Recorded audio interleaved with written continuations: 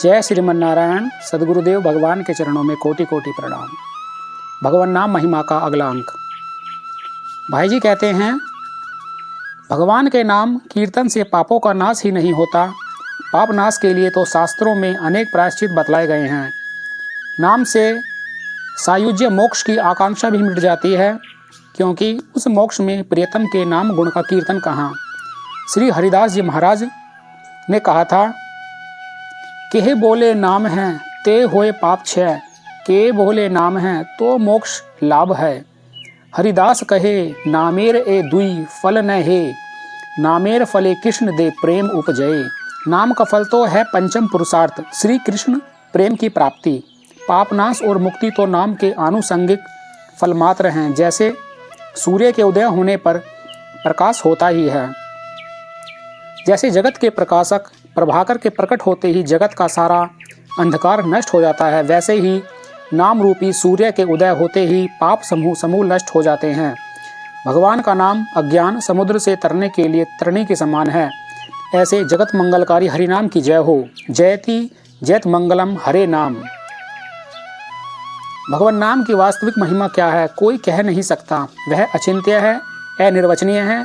नाम की महिमा लोगों ने जो गाई है वह तो कृतज्ञ हृदय से उद्गार मात्र है। अर्थात जिस महापुरुष को नामी से अशेष लाभ हुए हैं, उन्होंने उन अशेष लाभों को लक्ष्य में रखकर भगवान नाम की महिमा गाई है। नाम के विषयों में इसके आगे क्या कहूँ। तुलसीदास जी ने कलम तोड़ दी, राम ने सकही राम गुण गाई। नाम जप में और मंत्र जप में इतना ही अंतर है कि मंत्र में विधि की प्रधानता होती है और नाम में श्रद्धा की।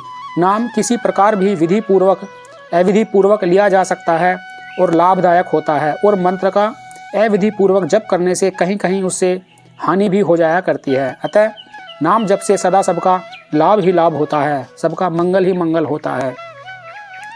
साधक को चाहिए कि वह व्यर्थ का बोलना बंद कर दे और उठते बैठते चलते फिरते शुद्धि अशुद्धि में जीव से बराबर भगवान का नाम लेता रहे। अपने जिम्मे का काम सब करे, पर काम भर को बोले और जीव को लगाए रखे भगवान के नाम जप में। व्यर्थ बोलना बंद कर देने से 4 लाभ होते हैं। पहला, झूठ छूट जाता है। दूसरा, परनिंदा छूट जाती है। तीसरा, व्यर्थ की चर्चा छूट जाती है। और चौथा, वाणी में शक्ति आ जाती है। जीवा के दोष से बचने के लिए यह आवश्यक है कि हम अधिक समय तक मौन रहें और इस प्रकार की प्रतिज्ञा अवश्य कर लें कि अनिवार्य हुए बिना बोलेंगे ही नहीं, तथा वह भी आवश्यकता भर अधिक नहीं। अर्थात जहाँ हमें आवश्यक होगा बोलने तभी बोलेंगे। दूसरे, यह निश्चय करें कि वाणी भगवान का नाम लेने के लिए मिली है, अतएव उसको बारंबार भगवान का नाम लेने में लगाए रखना चाहिए। आवश्यकता होने पर कम से कम बोलकर पुनः भगवान का नाम लेना आरंभ कर दें। वे लोग सचमुच बड़े भाग्यशाली होते हैं जिनको बहुत कम बोलना पड़ता है और जो निरंतर भगवान का नाम लेते रहते हैं। प्रातःकाल उठने से लेकर रात्रि में सोने तक जीव से निरंतर भगवान का नाम लेते रहना चाहिए। इसकी पूरी चेष्टा करनी चाहिए। इससे अपने आप बोलना कम हो जाएगा और पर चर्चा को अवकाश ही नहीं मिलेगा। भगवान का नाम न भूलें, भूल जाएं तो इसके लिए खेद करें। भगवान नाम जाप करते समय उसे सुनते रहें और इससे मन को उसमें लगाना पड़ेगा। बिना मन को उसमें लगाए नाम सुन न सकोगे। मन में यह विश्वास होना चाहिए कि नाम भगवान ही है। भगवान जब हमारी जीवा पर आ गए तो भगवान के सारे दिव्य गुण हमारे अंदर आ गए। भगवान के गुणों को अपने अंदर उतरता देखें। करुणा, दया, प्रेम, अहिंसा, अस्त्य आदि गुण मेरे में आ रहे हैं। नाम मुँह में आते ही अपने को माने मैं पवित्र हूँ। नाम नामी एक हैं, नाम और नामी में कोई भेद नहीं है।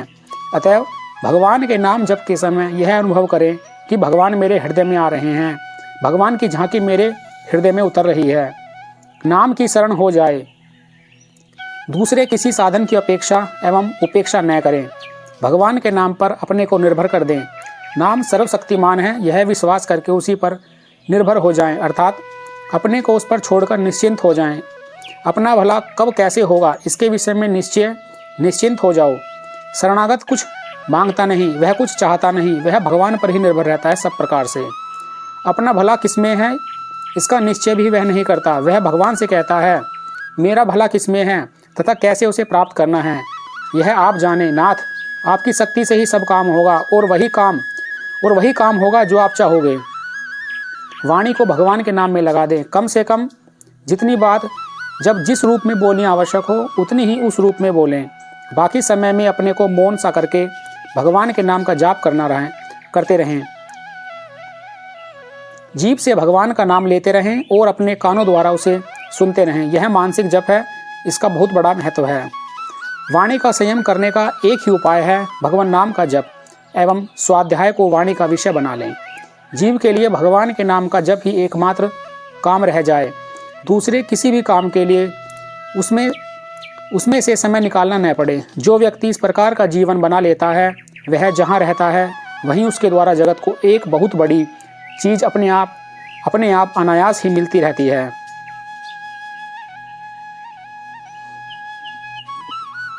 जीव स्थूल अंग है, कर्मेंद्रिय है, पर यदि वह भगवान के नाम के साथ लगी रही तो यह जीवन को खींच ले जाएगी और जीवन के अंत में भगवान का नाम आया कि काम बन गया। भगवान के नाम जप का अभ्यास होने के बाद मन में सोचते और हाथ से काम करते रहने पर भी जीव से नाम अपने आप निकलता रहेगा। सारे शास्त्रों के सत्संग का फल यही है कि भगवान के नाम में रुचि हो जाए। श्री भगवान के एक भी गुण का रहस्य, एक भी नाम की महिमा, एक भी चरित्र का प्रभाव, एक भी शक्ति का तत्व जान लिया जाए अथवा एक भी रूप की जरा सी भी झांकी का ज्ञान हो जाए तो फिर भगवान से क्षण भर के लिए भी चित्त न छूटेगा। भगवान से क्षण भर के लिए कभी चित्त नहीं हटेगा। मेरी समझ से भाई जी कहते हैं, मेरी समझ से सबसे सरल साधन है नाम का अभ्यास। मुख से निरंतर भगवान के नाम का उच्चारण होता रहे और हाथों से काम। अभ्यास होने पर ऐसा होना खूब संभव है। बस मुख नाम की ओट लई है, विश्वास होगा तो इस नामोच्चारण मात्र से ही कल्याण हो जाएगा। श्री भगवान पर विश्वास रखकर उनका नाम जप करना चाहिए और उनकी कृपा का भरोसा करके अपने को सर्वोत्भाव से उन्हीं पर छोड़ देना चाहिए। ऐसा न हो सके तो भी नाम जप करना चाहिए। जैसा भाव हो उसी से कल्याण होगा। आंशिक कृपा के दर्शन होंगे और सांसारिक वासनाएं किसी अंश में पूर्ण होंगी, परंतु इसमें घाटा यही रह जाएगा कि शीघ्र ही भगवत प्रेम की प्राप्ति नहीं होगी। भगवान को याद रखने का उपदेश, घंटे 2 घंटे या अधिक नियमित काल के लिए नाम जप की आज्ञा, इतनी संख्या पूरी करने पर सिद्धि हो जाएगी। इस लोभ से संख्या युक्त जप का संख्या की गणना से जप हो जाता है। यूँ भूल रह जाना संभव है, इसलिए संख्या की अवधि बांधकर जप करना चाहिए। यह आदेश तो उन आरंभिक साधकों के लिए है जो भगवान के प्रेमी नहीं हैं। न करने की अपेक्षा ऐसा करना बहुत उत्तम है। प्रेमी जनों को तो अपने प्रेमास्पद का नाम इतना प्यारा होता है कि स्वयं तो वे उसे कभी भूल ही नहीं सकते। दूसरों को कभी भूले भटके उच्चारण करते सुन लेते हैं तो उसकी चरण धूलि लेने दौड़ पड़ते हैं। श्री भगवान के नाम का जप जैसे बने वैसे ही करते रहना चाहिए। करते करते नाम के प्रताप से विश्वास बढ़ेगा। न घबराइए, न हार मानिए।